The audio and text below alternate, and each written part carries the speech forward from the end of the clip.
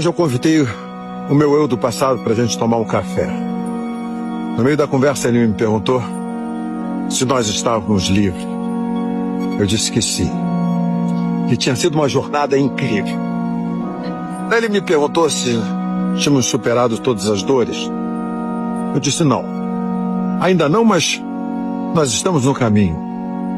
Aí ele me perguntou se eu tinha dinheiro para pagar o café. Eu falei, claro. Ainda digo mais, ainda vai sobrar um troco.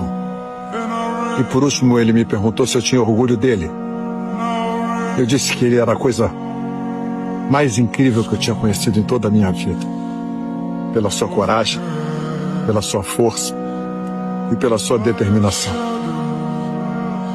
Ele chorou. E eu ri.